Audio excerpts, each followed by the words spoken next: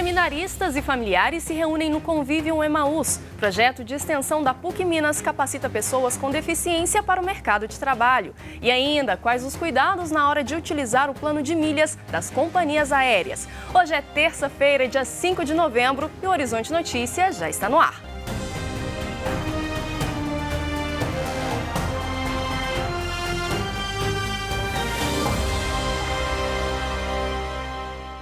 Olá! Um momento de confraternização e comunhão marcou o fim de semana dos seminaristas do Convívio Emaús. Eles receberam seus familiares para a tradicional Festa da Família do Seminário. O que faz jovens deixarem suas casas para servir ao próximo está além da compreensão de muita gente. É um chamado antigo, né? Eu costumo falar que desde a adolescência. E com o amadurecimento desse discernimento, com o passar do tempo, a gente vai sentindo um vazio, às vezes, dentro do coração, que quando você cresce, você percebe que só vai ser preenchido com a presença de Deus. Eles podem deixar a casa para trás, mas não a família. Até porque a base para o trabalho depende da bagagem que eles trazem. A formação da fé e a própria vocação começou na família. Então, todo o apoio ali do pai, da mãe, dos familiares, a raiz que sustenta a vocação é a família. A Festa da Família no Convívio Emaús é uma forma de lembrar aos pais e familiares que eles são fundamentais na formação dos futuros presbíteros e também de desmistificar crenças antigas. Entendeu? A gente tem aquela imagem de seminarista de antigamente, né, que ia para um convênio e ficava lá há muito tempo, né, uma vez por ano que você via eles, mas eu me surpreendi porque hoje em dia tá tudo mudado, né, tá tudo diferente.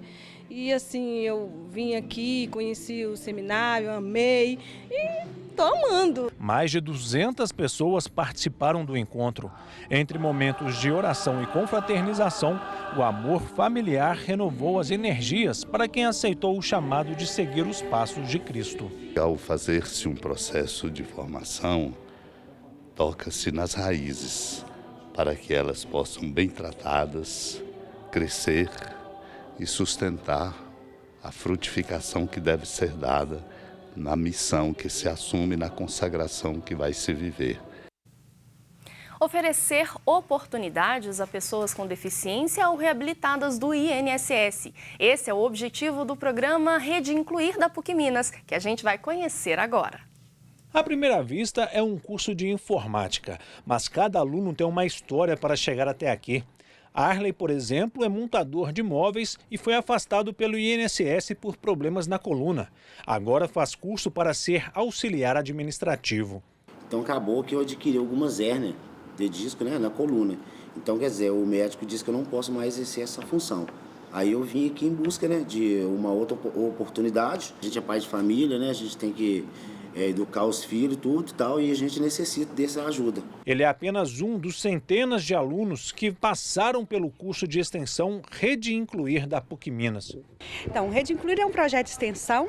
Como extensão, a gente precisa entender que nós temos um foco na formação do aluno, do nosso aluno da graduação. Ao chegar no projeto, então, ele é convidado a refletir sobre o impacto da inclusão na sociedade como um todo e a importância da gente estar preparado para bem atender a pessoa com deficiência. O Rede Incluir foi criado em 2003 como uma forma de capacitar pessoas com deficiências ou reabilitadas pelo INSS para encontrar uma vaga no mercado de trabalho. Hoje são ofertados cursos de artesanato, massagem, auxiliar administrativo, informática básica e informática NVDA para pessoas com deficiência visual. Ricardo foi um dos primeiros alunos a participar do projeto. Um mês depois de perder a visão por causa do glaucoma. Há 15 anos virou professor. A cada semestre, cerca de 100 alunos passam pelo Rede Incluir. Eu não falo nem lutar, eu acho que é mostrar para as pessoas que a deficiência não é limitação, né? Eu acho que a pessoa que tem uma deficiência, ela pode fazer muitas coisas.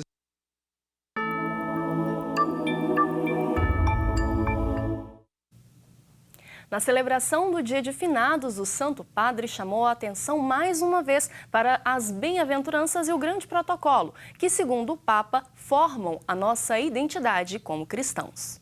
Durante a celebração eucarística realizada nas catacumbas de Priscila, localizadas na Vila Salária, em Roma, Papa Francisco fez uma reflexão sobre o espaço que acolheu a cerimônia, contextualizando com os dias atuais. Francisco reforçou que, apesar de tantos anos passados, ainda há cristãos perseguidos em todo o mundo que não têm o direito de demonstrar a sua fé. Ao longo de sua fala, o Santo Padre afirmou que as bem-aventuranças formam a identidade do cristão e mencionou a passagem de Mateus, capítulo 25, que fala sobre o grande protocolo sob o qual seremos julgados. O Papa Francisco alertou sobre o lugar de privilégio que muitos cristãos reivindicam e afirmou que o lugar mais seguro para o servo de Deus é nas mãos chagadas de amor do Senhor. Ao final da celebração, o Papa Francisco retornou ao Vaticano para ir às grutas da Basílica de São Pedro, onde estão sepultados diversos pontífices para um momento de oração silenciosa. O presidente Jair Bolsonaro alertou sobre o óleo derramado no litoral nordestino. O líder disse que o petróleo recolhido até o momento é apenas uma pequena quantidade do que foi derramado. A empresa responsável pelo petroleiro grego nega envolvimento no vazamento de óleo, que atinge o sul-nordeste brasileiro. Cerca de 300 pessoas se reuniram para um abraço simbólico à praia de Porto de Galinhas. Os manifestantes queriam ressaltar que as praias estão limpas após a retirada das manchas de óleo. Mas o presidente Jair Bolsonaro afirmou que o pior ainda está por vir. Ele alertou que o que chegou até agora e o que foi recolhido é uma pequena quantidade do que foi derramado. A afirmação foi feita para uma emissora de TV. As manchas de petróleo começaram a aparecer na Paraíba há mais de 3 meses e desde então foram observadas nos mais de 2.000 quilômetros que compõem o litoral nordeste, incluindo o arquipélago de Abrolhos. As autoridades anunciaram na sexta-feira que o principal suspeito pelo vazamento é um cargueiro de bandeira grega, que se abasteceu no porto de José, na Venezuela. A empresa Delta Tankers, gestora do petroleiro grego, negou estar envolvida na poluição no Nordeste brasileiro. Segundo o comunicado da empresa, o navio que fazia o trajeto da Venezuela à Malásia chegou ao seu destino sem problemas e descarregou toda a carga sem perdas. A companhia de navegação, com sede em Atenas, disse ter realizado uma investigação completa do material das câmeras e sensores que os navios carregam como parte da política de segurança e respeito ao meio ambiente.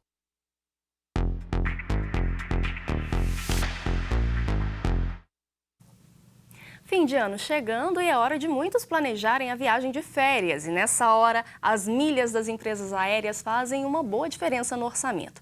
O problema é que as queixas contra os programas de fidelidade triplicaram em 3 anos. Juliana Bento está conosco para falar um pouco mais sobre isso. Juliana, qual que é o principal motivo dessas queixas? Pois é. Nos últimos 3 anos, o número de reclamações relacionadas aos planos de fidelidade aérea aumentou significativamente pela falta de informação e agressividade das ofertas. Um dos princípios do Código de Defesa do Consumidor é a transparência, que permite uma escolha consciente do programa de pontos feito através de uma engenharia financeira. As pessoas resgatam passagens muitas vezes sem informações básicas, aí, como o valor da milha em reais. E assim não sabe se está pagando caro ou barato pelo ticket aéreo. Então, toda a atenção é necessária na hora de fazer essa troca. Isso mesmo. É preciso conferir o saldo, cobrar a loja em que foi feita alguma compra e chegar ao programa de fidelidade para acreditar os pontos no prazo estabelecido. Muitas vezes o cliente se esquece de conferir e o desafio é imenso em relação ao consumidor. E o número de reclamações também é muito preocupante. Algumas companhias aéreas vêm dificultando as condições para que o consumidor consiga ir às suas passagens, limitando, por exemplo, o resgate das passagens pelo CPF. A dica para se proteger de armadilhas é que o consumidor deve pesquisar antes de aderir a algum plano de milhagem. Deve verificar o custo-benefício e se vale a pena pagar aí uma mensalidade em troca de pontos. Juliana, há uma forma melhor da gente utilizar esses pontos? Ah, com certeza, né? Ao avaliar aí o resgate de passagem, informe-se sobre o valor da milha em reais. Nos sites das companhias aéreas é possível simular o valor na opção de compra de milhas. E assim você vai saber se é possível, se está pagando caro ou barato pelo bilhete. O mais importante é se planejar. A antecedência facilita bastante a emissão dos bilhetes, já que a maioria das empresas aéreas começa a venda até 330 dias antes do voo. E o mais importante, ao receber a oferta para o uso das milhas ou bônus de pontos, verifique as condições e a validade. Se faltar clareza, reclame com a empresa e os órgãos de defesa do consumidor. Sempre, né? Ficar atento sempre. Sempre. Muito obrigada, viu, Juliana? E uma instalação de 150 metros de distância feita com 100 mil serpentinas. Berlim prepara mais uma ação tendo em vista a celebração do 30º aniversário da queda do Muro de Berlim. O artista curador da obra, ironicamente, é um americano. Uma instalação de 150 metros de distância feita com 100 mil serpentinas celebrou os 30 anos da queda do Muro de Berlim. Nestes pequenos papéis, moradores da cidade escreveram 30 mil mensagens que vão ficar em exposição para o público. O curioso é que enquanto a Alemanha celebra o fim de um período de profunda divisão na vida de seus habitantes, os Estados Unidos, país do artista curador da obra, avançam para a construção de outra fronteira que evidencia novos tempos de intolerância. Trabalhar com essas pessoas, conhecê-las nas ruas e ler suas mensagens nos papéis e ter uma interação muito humana. Tem sido uma experiência muito profunda enquanto artista e algo que realmente me toca é que, vindo dos Estados Unidos, onde construímos muros quando não deveríamos, é uma oportunidade fenomenal para empurrar o acordo em outra direção. No dia 9 de novembro, data que marca os 30 anos da queda do muro, ficam as lições de um país que usa a memória para evitar que um passado obscuro se repita. É feito bonito, né? O Horizonte Notícia fica por aqui. Para rever a edição, acesse o nosso site tvhorizonte.com.br. A gente volta amanhã, 8h45 da manhã, e é claro que a gente espera por você.